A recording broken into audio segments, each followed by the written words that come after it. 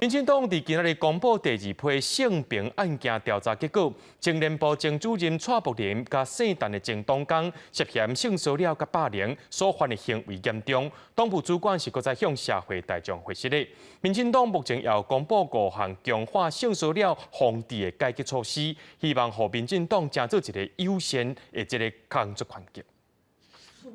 不足的部分，跟大家郑重的道歉，请大家见识。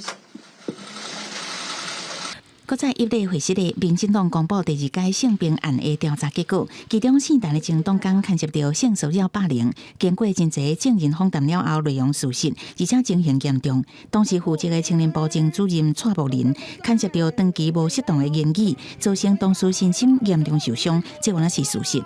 造成我们年轻的党工、年轻的伙伴、志工，对于民进党内感到失望，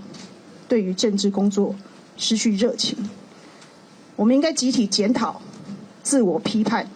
审慎面对自己的错误。不过，蔡柏林进前写予中央党部一封批，讲做受害党工误解伊的善意甲言辞，佮别看讲女党工有一寡无适当的行为，希望卖冤枉嘛卖放目。对这件代志，党部表示甲事实无同，叫伊卖佮对被害人二次伤害，原来会甲蔡柏林送交评委会，要求新北市党部执委会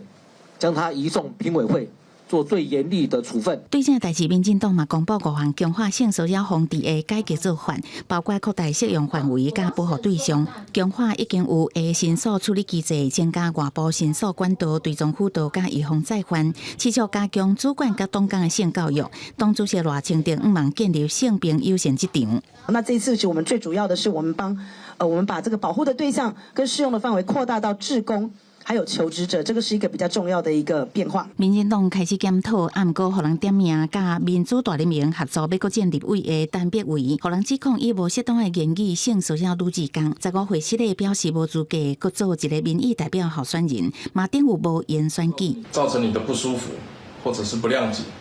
我都应该 要跟你道歉。那是民进党台东县立委参选人赖坤成，嘛互人逼空。较早轻视有新的员工，伊发出3点声明背会，嘛表明会将相关资料送予党中央主动启动调查。对这代志，性平部主任李彦荣也表示，调查了后会将结果交予提名对策小组做进一步的决定。记者综合报道。